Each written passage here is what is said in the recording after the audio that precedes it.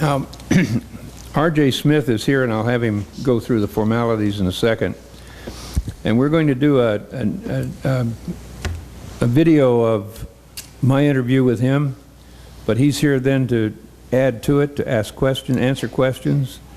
I think you'll find that the combination is quite significant. I will offer the video as Exhibit 2, and then I'll offer it for admission after his testimony is completed.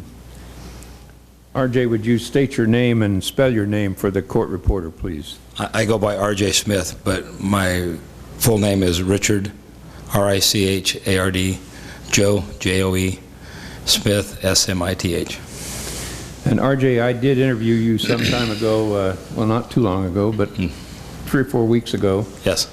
And you've gone through that, you've reviewed that video. Yes, I have. And we've agreed that we'll play that video, and then you're still here for questions after it. That's correct. Or to add anything. Yes. All right, if you'll go ahead with the video, Robert. And RJ, if you can't see it from there.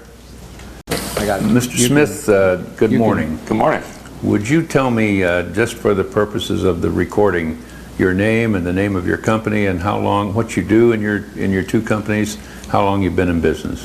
My name is R.J. Smith. I'm the owner of Solid Rock Construction, which was established in 1991, and also Lassen Landscape Materials, which was established in 2005. And we have been in Reading. I was born and raised in Reading, so this is my hometown. And the companies employ about 10 people with Solid Rock Construction and 8 people with Lassen Landscape Materials. Okay, and those are people that live in the community? Absolutely. They're regular round-the-year employees? Year-round employees. Tell me about your construction company, what you do and how many trucks you run. Right now I have our main line of work is I'm a directional drilling contractor. Tell me, what does that mean?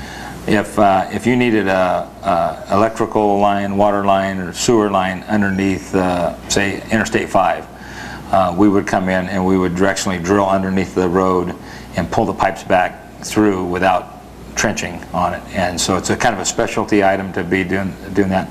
We also do wells into hillsides where they generate streams and stuff for communities. We've done several of those. And a lot of fiber optic construction with internets and stuff going in there. We've done miles of that type of work. Okay, and how many trucks do you have that work with that company? Right now I have 3 trucks that are drill trucks specifically set aside. They have tanks on them that mix the bentonite mud for the drills. They're low-use vehicles. They basically take the drill and the tanks to the job site, drop the drill off. The drill stays and works for a week, 2 weeks at a time on a site, and the truck stays there, and the only thing it does is the tanks mix the fluid that they use in the drilling process on it. And then I have 1 low bed truck that moves my non-drill equipment around, and I have 1 dump truck that's made for, it's a demolition truck. It hauls all the debris, concrete, asphalt type stuff off of it. And how old are those trucks? They range anywhere from, my oldest truck is a 1989 and my newest truck is a 1995. Any idea the mileage on them? 3 of them, well, 4 of them I know are over 1 million miles. Right. And the other ones are right close to that. And how many miles do you put on them now a month? Well, the specifics on the drill trucks right now, last year I didn't run 1 truck at all. We just non-opt it because the workload wasn't there. The lead truck probably put in 8,000–9,000 miles on it last year. The entire year? The entire year. And then the other truck probably was close, probably about 7,000 miles on it. The entire year? Entire year. So give us an example of a job that you would go, let's say you had to go to the coast for a job. Give us an example of how you would use those trucks, how you would set up to do that job. Typically what happens is I field the jobs, I go over and look at the jobs personally, and then I organize a crew. My crew would show up on a Monday morning with a drill truck and a pickup, and they would leave Reading in the morning. It would be about a 3.5-hour drive over to the coast. They would set up on the job site and usually put part of a day in, and then if the jobs, some jobs are a week long, some jobs are 3 or 4 months long. But typically on a job that would go over for, they say, 2 weeks on it there, the truck would show up on the job site, it would mix the mud and the containment, and it would sit alongside the drill, and the drill does its job. So it would sit there, it may have to go get water, maybe a mile to a hydrant or something like that, once a day, and basically stays on the job site with that drill until they were ready to come home. And then they would load the drill up and then come home with it. So on that two-week job that you've talked about, that truck, other than getting to the site, would be driving about 2 miles a day? Yeah. Just for water? Just for water. And sometimes if I'm close to a fire hydrant or something like that, the truck doesn't even move. Right. But in most cases, it has to travel a mile to the hydrant and then back to the job site, so 2 miles a day. And now let's just focus on that, on your construction company for a minute then. What's the effect on you, on your trucks, of the rule that CARB has imposed? Right now, the way the CARB rule stands, at the end of next year, actually it's the end of this year unless they come with this new ruling on it there, at the end of this year, 2014. Possibly 2015. Possibly 2015. All my trucks, with the exception of one, my 95, would be off the road completely. And tell me why that is. Why couldn't you, what would the cost be for a filter for each of those trucks that would make them qualify? As it stands right now, there is no filters available for those trucks.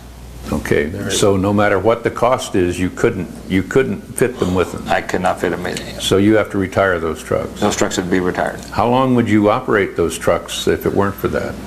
Oh, I could, with the mileage that they turn on them right now, and they're in really good shape trucks, be another 8-10 years out of them. Okay, all right. Now, if you, so you would have to replace the trucks. And what would what would it cost you to replace the trucks for that company? Right now, to buy a used truck, a 2008 or 9 truck with a filter already on the truck, from 96 to 2007, buying those trucks with a filter on it, if I found one that was used, they're ranging anywhere from, the cheapest I found is about 50,000 used to about 90,000 used. But the problem is those are line trucks. The filters that are set on there are designated for generating, they're turning 300 or 400 miles a day, 500 miles a day driving times on those trucks, and the heat gets built up in the filters. I put it on a job where it works an hour, not even that, maybe a half hour a day on it like that, and the filters have been plugging up. I was advised not to buy a line truck because of the maintenance issues that we're gonna, and the filters are set up for that. And you say that they plug up, they clog up. How do you know that that when you put the exhaust filter on the used truck or the older truck that you run into troubles? I have a good friend of mine, he owns Clayton's Towing, and he does commercial truck towing and bus towing on it. And he said that he's had a real boom in his business because of the filters, and he's been taking trucks that have been broken down on the road and had to take them to the shop. So his towing business has basically went through the roof because of towing all these vehicles. The manufacturers at the time say it's because it's poor maintenance, the truck is not fitted for a filter correctly, or they're just not turning the miles to get the trucks hot enough to get the filters to function. And so at that point in time, the filters plug, and they're having to, he's towing them into the shops to get them repaired. And that's all the downtime that's acquired on it there, the cost of the towing bill, and the loss of trucks mileage that the trucks are running. They make it off the mileage. So to replace your trucks, you can't use the old ones. To replace it, it would cost you from $150,000 to $270,000, and you couldn't use those trucks either because you'd have troubles with them. The trucks that I have right now, in order to replace them, I priced them at new. They're at about $140 to replace the truck with a suitable truck. No, what I meant is you couldn't get used trucks with the, you said a used truck you could get from 50 to 90, right. but even with that, you wouldn't be able to use them because you'd have trouble with. That's correct. Okay. So to get a truck that would qualify, right, to run your business, what would it cost you to replace your trucks? Right now, what I've checked on, they're running about $130,000 a truck.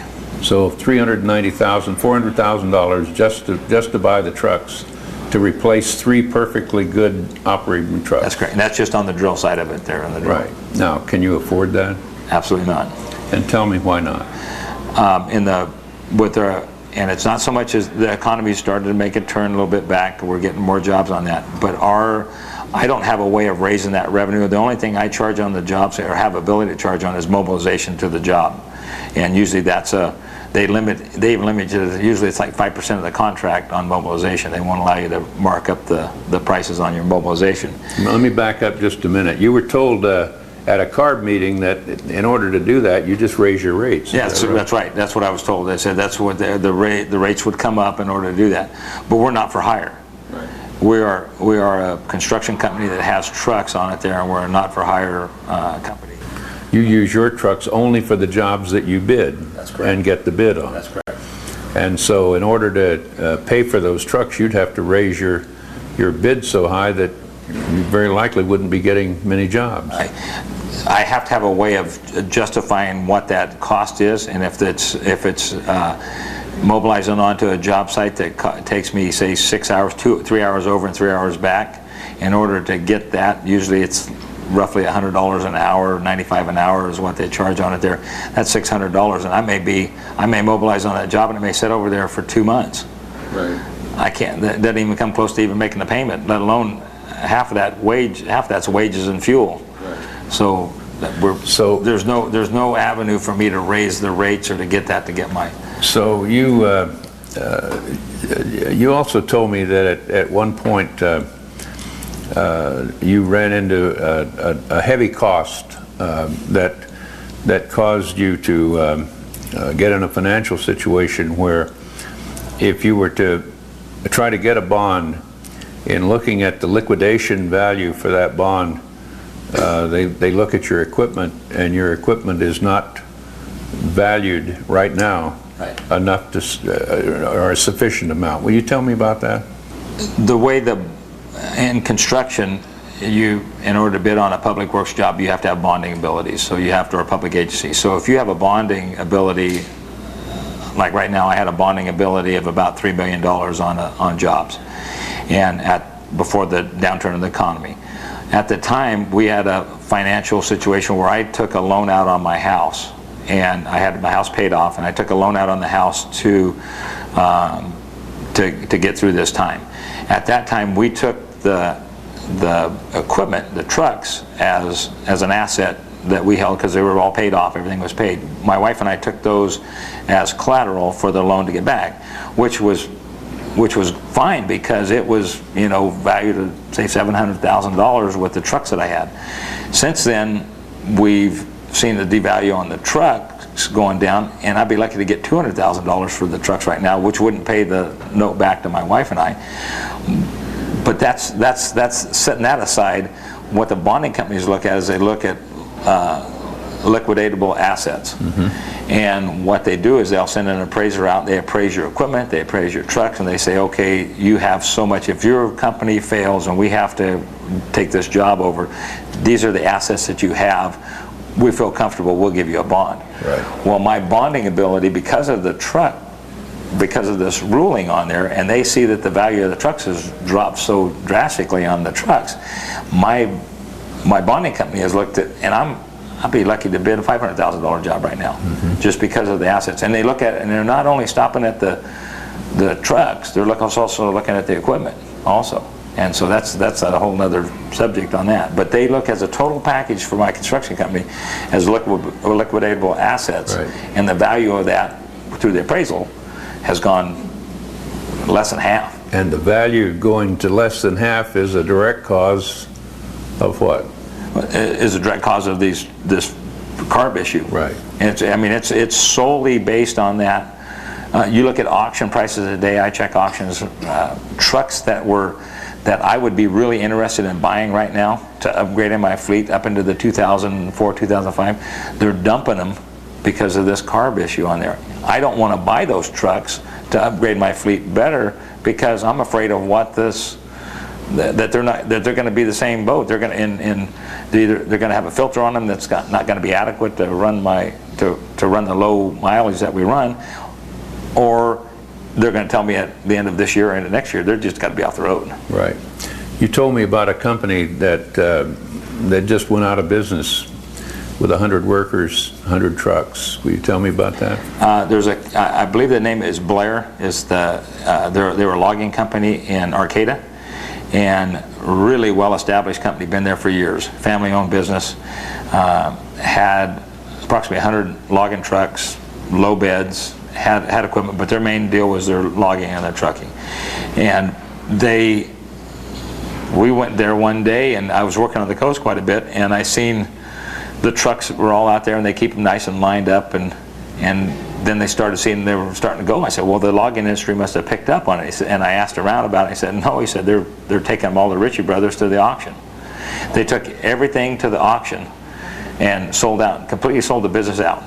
And as soon as they sold the business out on there, they lost all the driver's jobs, the mechanics' jobs, the tire business and parts businesses, everything else that's on there. They're just out of work. And that's a pretty small community over there to lose 100 jobs off that. Lose 100 jobs, most of whom are family members. Absolutely, yeah, there was all a family-ran business on it. And why did they do that? The cost of upgrading their trucks that they had and the cost of filtering their trucks didn't pan out for them as far as their economy. So they said rather than going to the expense of buying the filters that may or may not work on their trucks, having the restrictions put on them to do that, and then to also upgrade their fleet, it wasn't in their financial interest to do that. So and that's because of the rule. Because of the rulings. Tell us about your other business, the landscaping business. I also have a small material landscape business. My son-in-law and daughter run that business for us. That's going to be their business. They're working into where they're going to be. They will take that company over, when I retire. And so we've been building it slowly up through. We bought it in the depressed part of the economy when it was bad. We've used equipment from the construction company that was being not used at the time. And so that business has started off with grassroots. We started that business right from the ground up, started putting the bins in and putting the materials on it. In that business, we had 4 trucks, transfer trucks that were hauling it. 2 of them were our lead trucks, and then 2 of them were just, when the workload got heavy enough, we would use those in there. Since then, otherwise they just sit. They would just sit. Yeah, they would just use it. They were used as a backlog, right. Or for an overload of loads we had to do.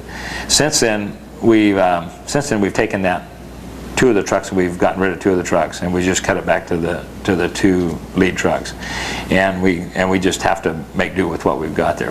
But what are the ages of those trucks? Those trucks are, one's a 92 and one's a 95. So you face the same thing with them. You can't get filters for them. That's correct. They will not filter. And so you'll just have to junk them. Yeah, and those trucks are set up to be. They can't be filtered at either end of this year or in the next year. That they have to be completely done away with. The problem with those trucks is they're specific. Also, they're a transfer, so it's not like you're buying a truck that just hooks onto a trailer and pulls it. These are specialty trucks with hydraulics and the dump beds on them and the trailers, and in order to buy a new truck with the boxes on it, you're over $200,000 per truck. What would you put the value at those trucks as before this rule became effective? Before this rule came effective, they were in the $50,000 to $60,000 range. And with the rule in effect? Right now, they're selling the auctions for about $20,000 or less. So, as a result of the rule, if it stays in place, if it's enforced, you'll be out of business in 2 businesses. 2 businesses. How many workers is that? I've got 10 employees that are in Solid Rock, and we're running 8 employees, full-time employees in Lassen. And are they family members? I mean, are they local family people? Everybody's local family, and two of the family members is my my daughter and my son-in-law.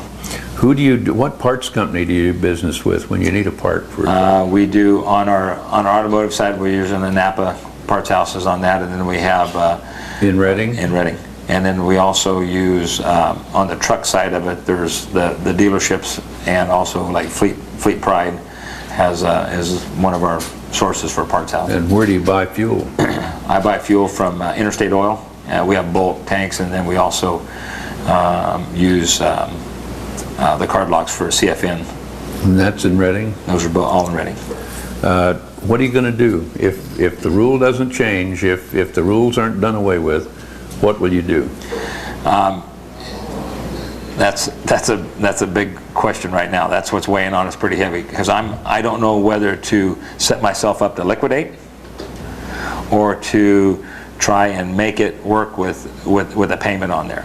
As it stands right now, the payment issue on it there, I can't afford to place all the trucks on it there, and I know they have these stepped areas how you can get into the grant money and stuff like that, but all that's went to the big companies.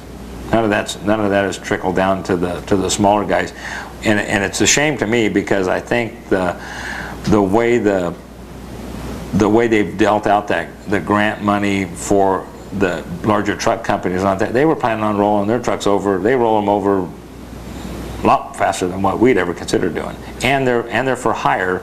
We're not for hire, so we don't have a way of recouping that. So, well, the big trucks that run 24/7, they're going to turn those trucks over every 3 to 5 years. 3 to 5 years. Isn't that right? Yeah, they usually hit about 350 to 500,000 miles on them, and they turn them. And so they're the ones basically getting the grants. That's correct. Sometimes as much as $45,000. I've heard between $35,000 and $45,000. But one of those grants wouldn't do you any good. No, it wouldn't do me any good. Because you couldn't afford to buy the kind of truck that would be effective with the filter for that money. That's correct.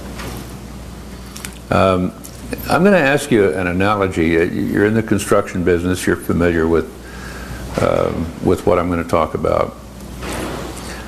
Years ago, when fire sprinklers were first invented and shown to be a real saving against fire damage and life damage, and they were required by safety codes, an exemption was made for every building that was in existence. Correct. When the law passed requiring the sprinkler systems. Can you think of any reason in the world why that same analogy wasn't used with trucks and these filters? We put that in 2007 when the meeting was here. We put that to those the CARB members that attrition these trucks that I have right now met every EPA standard. They met every safety standard. They met everything when they were manufactured at the time that they did that. Same thing with the buildings. The buildings met the codes at the time that they were built. The thing that's hard for me is that the buildings, the trucks met everything at that time. They're now telling us we're going to put the filters on it, or we're going to make you buy new ones like that. In the analogy of your building, that what they're saying is, okay, we want all fire sprinklers in it. We want you to upgrade them, but then there's a certain year of it. We just want you to tear the buildings down. And that would have been the difference. There was never a requirement that a building that didn't have a sprinkler in it got torn down. That's correct. It was just that when they got rebuilt, they had to have the sprinklers. They had to have the sprinklers on it. And that's the same thing right now, is they're telling us now, it's just like, tear your building down. Get rid of all your trucks on it there. And the thing that gets me right now is the filters are, they say that the manufacturers say it's old technology, it's old stuff we've done, there's not a problem with it. But in reality, we've seen it with, there's a company called Lassen forest products. They filtered their trucks. Their trucks went from 5 miles to a gallon to 3.5 miles to a gallon on their trucks with the filters on there. And then they had the maintenance to have to run the filters to do that. So they had a loss of fuel. So I don't understand where their thinking is that we're burning more fuel to do the same job on there, but it's got a filter on it there. So we're burning more fuel. If at the time, just like with the auto industry we talked earlier, the auto industry in 70, 72, when the smog laws came available on that, and they started catalytic converters and all that stuff, for 10 years the cars were terrible. They got bad fuel mileage, they stunk, they had all kinds of problems with it. But in a 30-year period now, what we've seen is the cars have become cleaner, more efficient, more powerful. You couldn't run an older car, or say a pickup, for example. A pickup back in those days with what they were set up there, we'd be getting 8 miles a gallon, and it would be and you'd be rebuilding it every 100,000 miles. Well, they got trucks out now that are, that are going 300,000 miles. They're getting better fuel mileage, and to run each one of those in a business, I couldn't run that 70 model truck against my 2010 model truck right now, because economically it wouldn't be just. So the economics would make it to a point. My theory, and I told the gentleman in 2007 when they had the meeting here, is that if you have one of these semis starting to get 8, 9 miles to a gallon, I've got one that's getting 4.5, economics is going to be, the savings that I'm going to save in fuel is going to help relieve that. So I'm going to want to upgrade to that because of the fuel savings, not because of some law that was put out there. Right. Back to the fire sprinkler. The reason that they didn't require the fire sprinklers in existing buildings is that the existing buildings met the code, correct, safety code, at the time the new law became effective. That's correct. And the court's rulings were that if you applied that to the older buildings, it was unconstitutional. What's the difference in your mind as a layman between that and the rule of CARB trying to enforce it on trucks that met the code at the time this rule came out? No difference at all. Okay.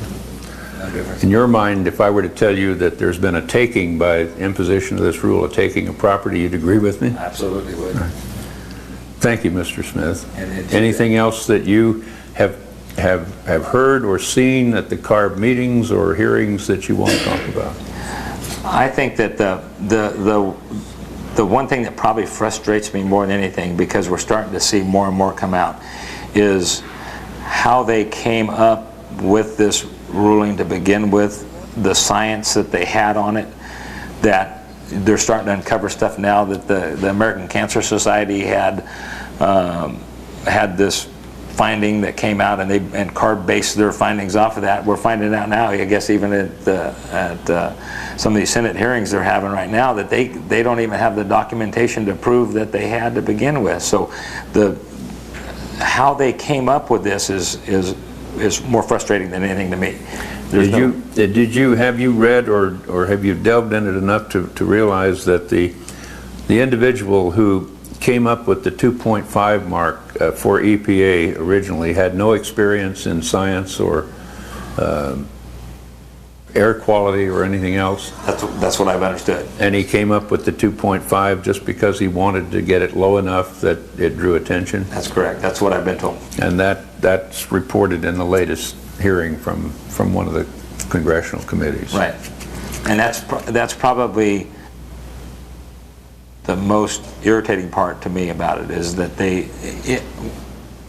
I think we could agree with everybody around here. We live in a beautiful place. We don't want our air dirty. We don't want our environment damaged. We feel that we're good stewards with it, doing what we're doing. And according to the state of California, at the time this rule came out, you were doing everything needed to keep air clean to the California standard. That's correct. And we met everything that was coming up until this ruling was on here. And so this, I've talked to, and another thing too that's really frustrating with me on the last meeting that we had down in Sacramento was you could see the CARB trying to pit large trucking companies, which I'm friends with a lot of truckers that are here in the Reading area. I've known them for years. Large companies that have stepped up to the plate and have done this work like this, and then you got me back here, and they're trying to divide us to make us to where we're fighting against each other. They said the comment that was made, and I'm sure if it was at the CARB meeting or not, the comment that was made was, how are they going to enforce it? He says, well, we won't have to, because we're going to let the truckers rat out the other guys that are not doing it. So they're trying to drive a wedge between the drivers on like that. And my comment was at that meeting was, you're not going to get that wedge driven in, up here anyway. We're not going to let that happen. We're going to try to fight it. And that's what, and that, to have that kind of mentality, to make a rule out there and then to put two different sides of it fighting against each other and them liking it.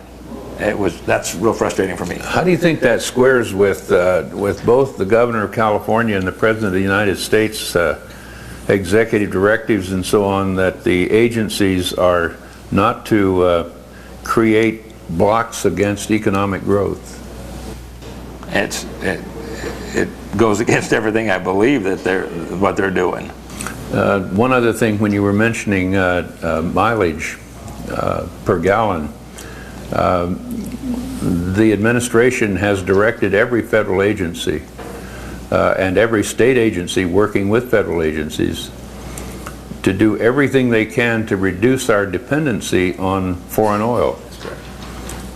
When you're not promoting the best mileage per gallon by ordering equipment that reduces mileage, how is that consistent in your mind? It's not consistent. And that area between 1996 and 2010, they're seeing that. It's like we're the guinea pigs out here. There's no, they're just throwing stuff at it. I was even told one of the manufacturers or the inventor of one of these filters was actually selling the cardboard at one time. So there was a conflict of interest there. So they have this block of trucks they're experimenting with on it there. Now I understand, I've talked to several guys that come into our landscape yard that deliver materials from outside sources. One had a 2014 truck. This law has been in effect for the manufacturer since 2010, that they had to meet this requirement on there. The first 2 years they had a lot of troubles with those trucks, and now they're starting to get better and better, just like the automotive industry did. They're getting better as they go along.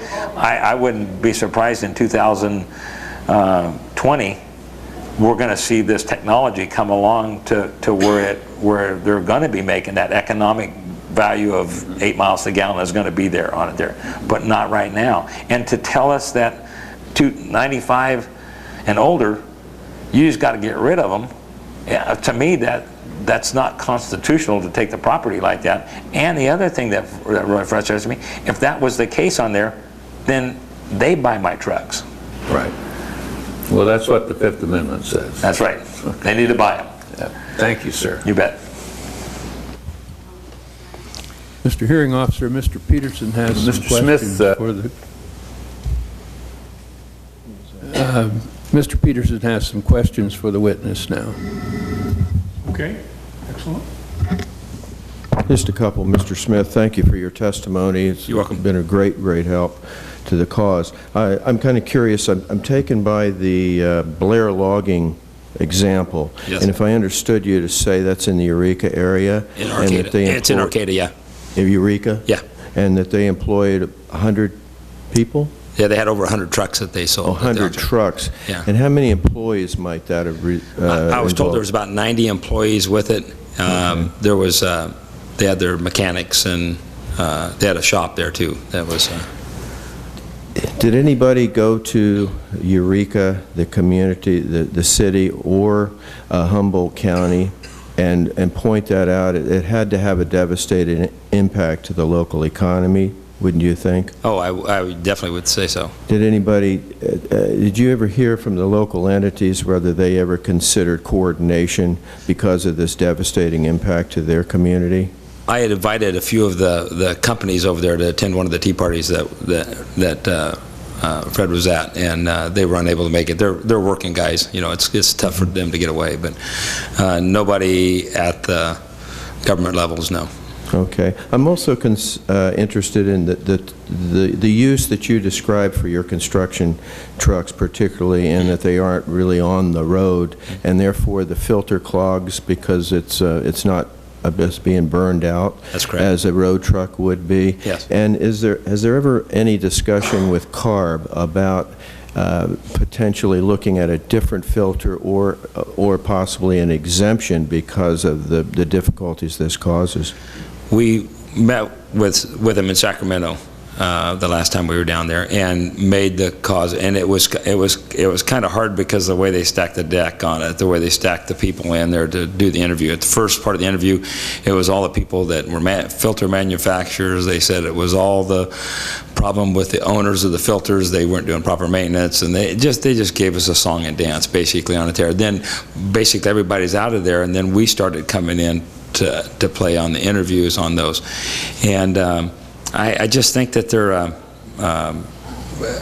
my concern was two things that they did. They had an Asian gentleman come up there, and first thing he shows up there and he starts talking about how it kills people and how it's harmful health, and he flashes this picture of this premature baby on the screen there, and it's got tubes running down it and all this stuff. Like this is the cause from the particulate filters, and it pissed me off, to be honest with you. Good. They come up there and said, and I told them, I said, listen, their take was when they met us here in Reading was, if at 800,000 miles to 1 million miles on these trucks, these fleet guys get on it too, you think that if it's owned by somebody else, like myself, that it's going to get another 100 or another 1 million miles put on it by the time I have it. When in reality, in 10, 15 years, it wouldn't see 100,000 miles. So your theory on how you base your trucks is not correct, because of the fact that we have low mileage trucks.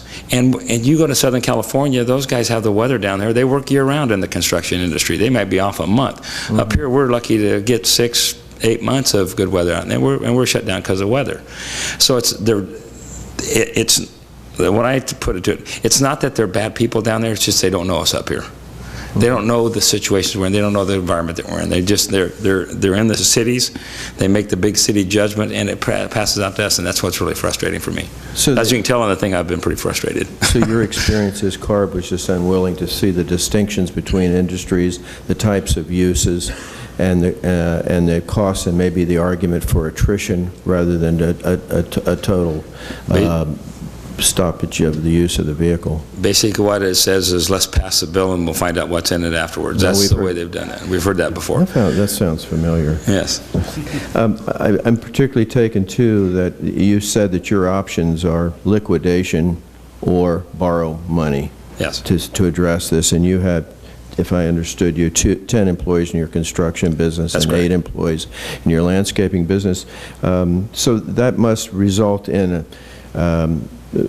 well, that's going to result in the employees being laid off, no doubt, if you choose the liquidation, or if you choose the borrowing, you probably will have to reduce some of the manpower to meet your borrowing obligations. Even if I could meet that obligation, the expense that it would take, and I don't know about a lot of guys in here like that, you know, I'd like to see at 65 years old and like 8 more years, I'd like to be able to have a chance to not so much as retire, but to not have a big debt hanging on me. I would like to be debt free. I don't want to be under debt with the banks and stuff. And so by doing that, that's we pretty much have paid cash for our equipment as we've went along, and to go into debt again over that, it's just wrong for me right now. My last question would be, can you estimate your annual payroll for the 2 companies? Had to put me on the spot, didn't you? Each person's probably averaging, on an average, probably $55,000 a year.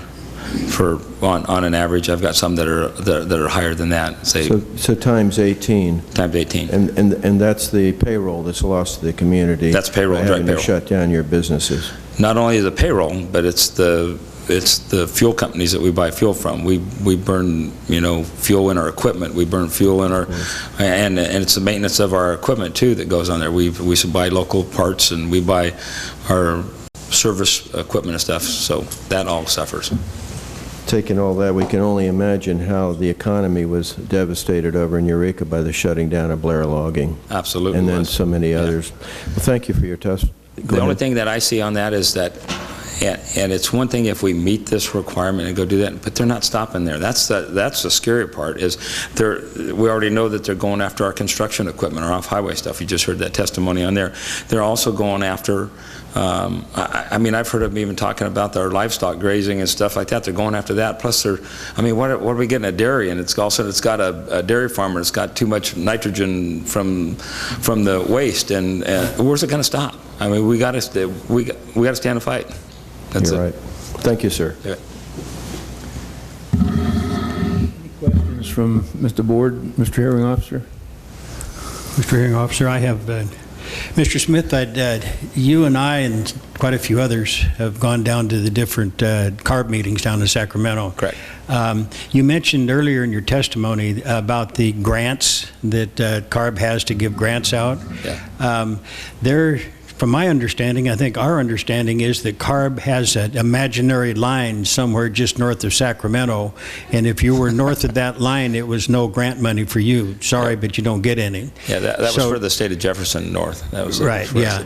Well, there's millions of dollars that were put out in these grants, but it wasn't even offered to anybody up here in the North State at all. And Mr. Smith is correct. At that one particular meeting, there was quite a CARB was using the large and small truck owners as a divisive between them. There was 140 people testified that particular day, yep. And you could see the undercurrent of what CARB was doing, and they were enjoying it. But the other thing that I wanted to mention on that particular day, there was a gentleman that said he was in his mid-50s. And he said he had always wanted to own a truck and have his own business. And in 2008, he was able to achieve that. And then he said he worked himself to death, or darn near to death, and was able to buy his wife a home. And she now had a home of her own. It was their house. It was a home of her own. And he made the statement to CARB that you're in the process of taking my wife's home away from her. That's right. And my business away from me, from the two of us. And you don't think that's not stressful on us. So he ended his testimony. 3 minutes, he ended it, and he went and sat down, and like I said, there was 140 people spoke that day. Then after the testimony was taken, then the CARB board members spoke. And there was a member that spoke, and he went on for quite a little bit of time about the diesel particulates. And at the very end of his comments, this struck me, it did like an arrow in the heart. But he made the statement, this is a CARB board member now, he made the statement, oh, and to the individual that's losing his truck and his home, you should have planned better. That's right. CARB is the one that changed the rules, not this gentleman, not his wife, not their home and a single truck owner-operator. CARB changed the rules, but it was he should have planned better. And I just wanted to get that on the record because that's part of what we're talking about here. There also was a comment that was made, and Mary Nichols made that we're losing our small trucking companies that are up in this area here, right? And her comment was, well, we got plenty down south that'll come up here and take over the load. That's exactly what she said. And that's the mentality that they have. It's not going to stop at this one issue. They're going to keep going for more because once they, and they have done great things on cleanup. I do third world missionary work in Nicaragua, and you go down there and it's smoke, the fuel's dirty and stuff like that, and they have cleaned it up, and I'm grateful for that. But what they're doing now is it's like they've met their goal there, and they got to get another goal out ahead of them, and they're like a cycle. They need to get stopped, and it's they don't know us. They don't know our lifestyle. They don't know our thing. They just know the big cities, and that's a shame. Yeah, the thing with it is we need to be successful in what we're doing because they're taking away the very life's blood of especially Northern California. That's correct. Thank you. Thank you, RJ. I had a couple of quick things too. Just to clarify, I believe the company you were discussing over in Humboldt County was Wayne Bear Trucking. Bear, that's correct. And I wanted to ask, the 90 jobs that you were talking about that were lost, that was just drivers, correct? That doesn't include upfront personnel, tire changers, mechanics, No, things like that. No, that's- And had you heard anything over there about the effect that it had on the mills because of the huge gap in transportation that now existed, about them not being able to get product to manufacture? I haven't got into it with them over there because I'm not in the logging part of the industry on it there, but I do know that I talked to the guys that we're doing a project in McKinleyville, and it's right across the street from our Les Schwab dealership that's there like that, and he said, yeah, they noticed a drop in, because their truck shop is in the back, and our truck shop here has got a lot of activity in it. And I looked over there, and there was hardly any trucks in there. He said, yeah, we don't have hardly any loggers in there anymore. So it kind of hurt the tire industry too. Thank you. Any other questions? I have a comment, not a question, but a comment. I worked for Kenworth, the local Kenworth dealership from 1974 to 1989. So I've seen a lot of the changes, and I think you are right. It's B-A-R-E trucking, not Blair. But I've seen this, but I see right now with Mr. Brown, if we could get behind that and stopping all of this deliveries for 5 days, I think you'd get somebody's attention. But if you could get it done, I don't know if it's possible or not, but yeah. I would certainly vote for it. Any other questions, Mr. Hearing Officer? No, just like to thank you, Mr. Smith, for your testimony. The committee appreciates it very much. Excellent. Thank you.